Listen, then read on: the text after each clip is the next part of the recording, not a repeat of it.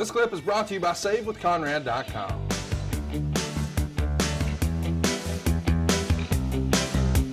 Gentlemen, welcome to the program, the biggest baby face of them all, as we revisit all things 1986, one half of the Rock and Roll Express, Mr. Ricky Morton. Ricky, how are you, man? Oh, Conrad, I'm always doing good. Just a pleasure to be on you and Tony's show today.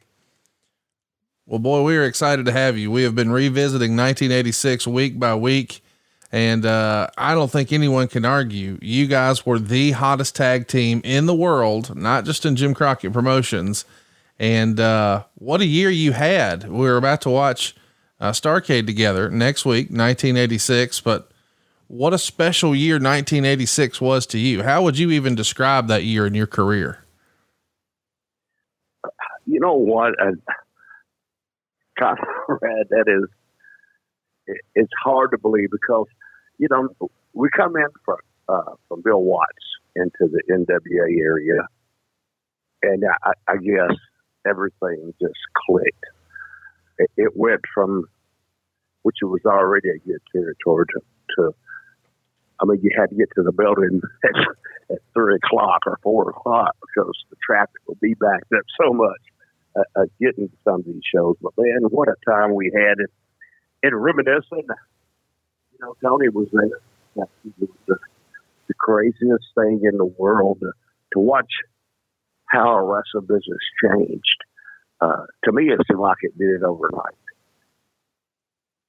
Ricky, you know, Conrad and I talk about this a lot because we've gone back to watch 1986. And we've watched the studio shows from TBS back then. But really, and I know Dusty was in the territory and Ric Flair and the Horsemen and all that they had going on. But your program with the Midnight Express was the absolute hottest thing I'd ever seen. It was big business during 1986.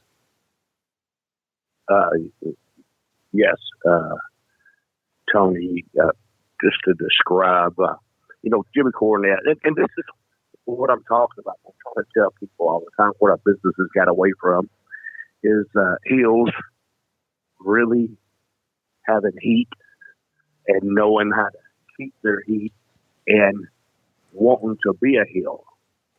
Jimmy Cornette and the Midnight Express, you know, basically Bobby Eaton was one of the top workers in the world. Matter of fact, Dennis too. You know, at that time in that era, everybody was great workers. Right. You know, Dusty had one of the best crews that I think that at that time that you could ever put together in the business, and everything equaled up. Now you talked about, you know, Ric Flair, Dusty Rhodes, and that, but when we did our TV, and I mean, my hat's off to Dusty, buddy, and I'm really telling you because he was the greatest booker, you know, and that's what we called them them days, bookers, not an agent. And as to putting the finishes together. Now, that's just a big thing I want to speak on right now. I know you're talking about with Robert and I with Oli and on Starrcade, right. 86. Understand this. We're not in the back going over our match. Right. Forever. All this magic occurred in the ring. All we got was the finish. And 9 out of 10 times, so you know how kayfabe it was. So you got your finish, 2 minutes before you went to the ring. And that was the reason, you know, because that was right when Dave Meltzer started coming out and all this other stuff. And our business was so sacred, so kayfabe. And that's a part of our business that you guys, to me, you know, your opinions like your ass. Everybody's got one. It's like me. Nowadays, and I know you know it. You're in the back, and the guys are going over their matches. Other night, you know, I had to go use the bathroom. I had to duck 3 clotheslines, reverse 4 hip tosses to get to the damn bathroom. But it was it's just a different era. Yeah, you guys really created back then. You really did. You just and that's the magic of what wrestling was back then. You guys just creating in the ring. You knew what your finish was, and then you had to get there, right? And you just had to get there, and you had to work your creativity. It was you had to get there, but you had such great workers. Yeah. One thing that I strided myself on was selling. Yeah, and watch the match, and you guys are watching. You know, everything that Ole and Arn gets to me, I sold it like it really happened. And that's what I sat down and I watched. And, you know, well, before I come to NWA, because I knew selling was, and anybody out there, any of your baby faces out there today, if you would learn how to sell, but sell the right way, you know, it gives the people to say, I was the kind of guy I never liked to win a match. And the reason I never liked to win a match is because the people pay to see me beat you, but the heel keeps running. And so that's what you got to come back with next week. And that's what showed it up. And Ole and Arn, you know, and I got to say, you know how Ole was. You know, how Ole did him like I. And he's just that guy that, but I earned Ole's respect in these matches because he never knew small guys. And this is the era now, 1985 and 86.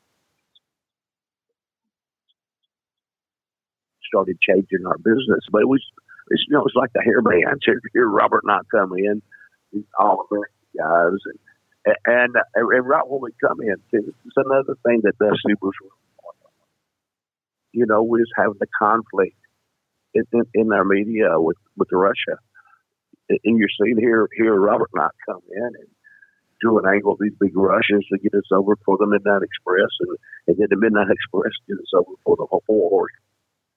But that match, I think that was a match in Greensboro, wasn't it? And then they had another one in Atlanta that night. Same time. That's right. I get it. It's a wrestling podcast, but he's saving us money on our mortgage. Do you really trust this process? The reviews don't lie. 5-star review after 5-star review. We make it fast, we make it easy, and it's no cost or obligation. Give us a shot to earn your business. I'm telling you, you'll be glad you did, especially if you like keeping more of your own money. You don't need perfect credit or money out of your pocket. So what are you waiting for? Hurry to savewithconrad.com.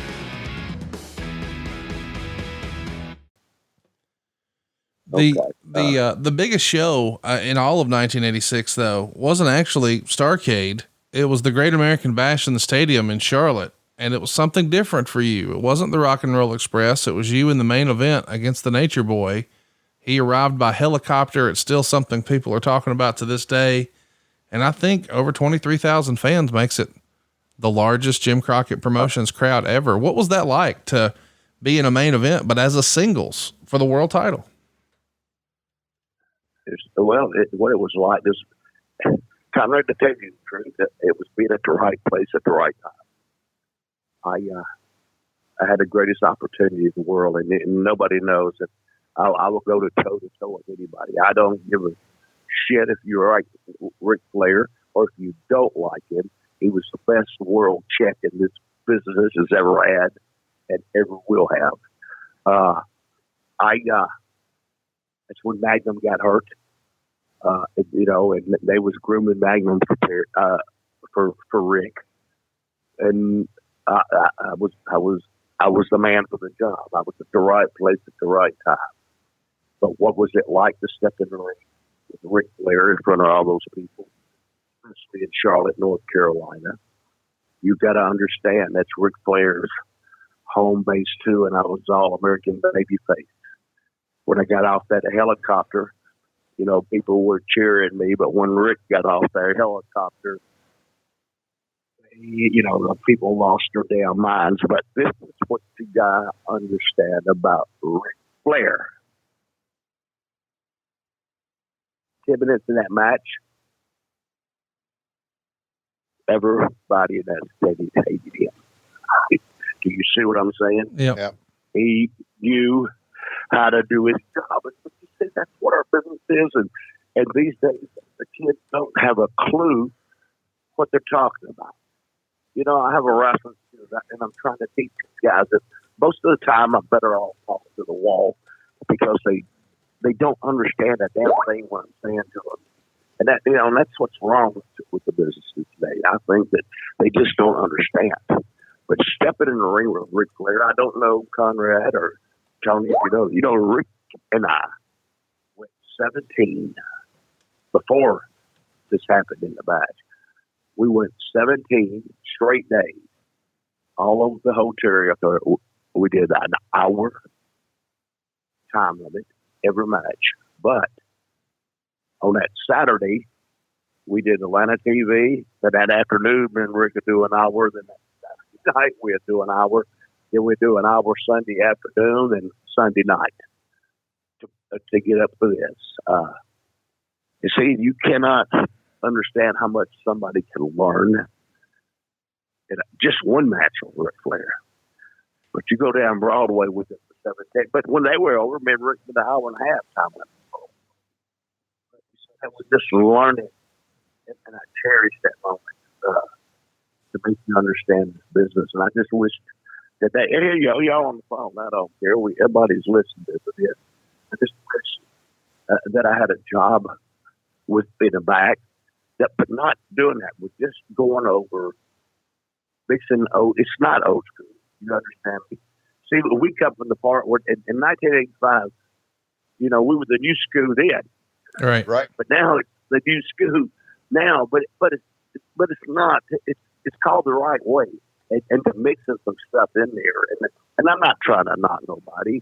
I watched the TV the other day, man, and I just like watching the circus, people swinging off rafters, and it's not one story told in the match, and I'm not knocking nobody because I love my business and I love the boys of my business. But still a bit more that you can add to it to make for the ratings. And I don't know how in the hell I got here, but I'm a squirrel jumping from limb to limb. But this business you're talking about, you're going back to the days with Bobby E and Dennis Condrey. I tell you, what's such great workers. If you guys might remember it, people are. Dennis Condrey, he was part of the Midnight Express, and then this one day he pulled a Houdini. He just disappeared. Right. I mean, he was gone, just gone. And how good Cornette and Bobby Eaton, where they put Stan Lane in there, and it didn't miss a damn lick. It was still the same thing. And say that's because of just good workers. Ricky, we talked about the Great American Bash. That was the month of July. Then we went into the month of August, and this is the height of the Rock and Roll Express. It was a Super Summer Sizzler tour. On the tour bus, we had the girls, the contest. You had the Dream Date. You had the Lookalike contest. You sold out everywhere. I was on that bus. Doug Dillinger was on the bus. Jimmy Valiant was on the bus, so he didn't have to pay trans to go to the towns. Yes, I got you. He snuck on there. So it was that August, that week in August was pretty special. And it was pretty special for the Rock and Roll Express, wasn't it? Yes, it was, Tony. And you got to understand, you had back then they put it as the A team. And you stop and go back. Jimmy Valiant was on. I think Jimmy Valiant was the only top guy that was on those shows, except for Robert. I think we wrestled only in the heart of the whole tour, right. I believe. Right, you did, yeah. And when you go to Florence, South Carolina, and football stadium is sold out. Right. I mean, in the 1986, Florence, South Carolina was about like Matthews outside of Charlotte. There was nothing there. Right. If you understand. Yep. I mean, it blew everybody's mind. I had one of the greatest times in my life. You know what? Not long ago, I see the two guys that won the little kids that won the trip with the secure wins. And do you remember this, Tommy? And I do. It's like yesterday. We took the two kids to Carol wins, and we come to the gate, and we got about right to the first ride, and they come and made us leave, and they opened Carol Wynn's up another night where nobody was there, right? Because they couldn't have the show. I mean, there's so many people that they were following us, and it was just right, screwing up everything at Carol Wynn, and it was great. Then we went to, and it was something that was just so cool. I mean, I never forget the letters that used to come in at the office. People wanting to be, joining this contest. Yeah. And I literally could tell them it was rooms stacked full of mail. And I don't know who ever went through all this stuff, but they had to take them a month to do that. You're talking, hey, Ricky, you're talking to the person that had to go through those letters. Okay. Yeah, it was me. Yeah. Hey, and you got some good pictures too, didn't you? Yeah.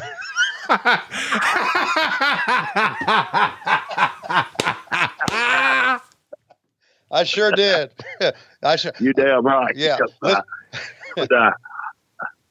we did interviews every Tuesday, and I'd always ask, "What's the pictures?" Oh God. Oh yeah. Great guys, man. Thank you. Yeah, man. This is, thank you for reminiscing. I love this, and still, I'm 65. I still love this business. Yeah, if you're out on there, Tony, I see you on Twitter all the time. I dare you to call me, and because I do a lot. I still do shows. I mean, right. This weekend I'm with my son though. And Conrad, remember the little boy that? Oh, I can't believe it. Oh yes, buddy. He's I won't let him go full time because he still has 2 more years at home. I mean, he was like me. My dad was a wrestler. I went with my dad, and he went with me. I remember when Terry James was like 8 years old. We was at the show earlier. Him and Chase Owens had a show. Y'all guys know Chase Owens, of course. And and the promoter told me, "Damn, don't let nobody see them wrestling right there because when my show starts, they make them all look bad." But now he's good. He's a good kid. Got a good head on his shoulders. He loves his business like I do too. So as it looks right now, I'm 65. Well, then we're gonna be starting. I hope I don't stop until I'm 100. Okay, because I just love this business. Well, we hope you don't stop either, Ricky. We appreciate your time, buddy. It's always good reconnecting with you. Well, Tony, it's always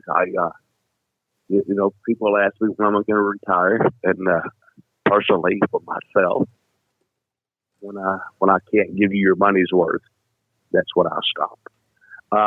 Conrad? Yes, sir. Take care of yourself, buddy. And you too, Tony. And thank you guys. And I dare you to follow me on Twitter. I dare you to. I dare everybody listening to follow him. It's at Real Ricky Morton. I follow Ricky, so you should too. It's at Real Ricky Morton. What's the deal, Tony? You got heat with Ricky?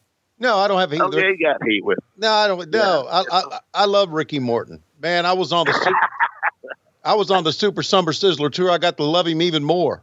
So yeah. So, oh yes. Hey, kayfabe, Tony. All right. All right, brother. No, I'm just kidding, man. Yeah, right. Hey guys, thank y'all for calling me, and I hope that what you were looking for, I gave you the answer to. Yes, sir. The greatest time ever. I don't give it. It was the 80s was the greatest time ever in this business. It was watching it change and watching it grow into what it did today. Guys, have a good day. Can't thank you enough. Thanks for the Ricky. time today. Take care, buddy. Oh, thank you. Bye-bye.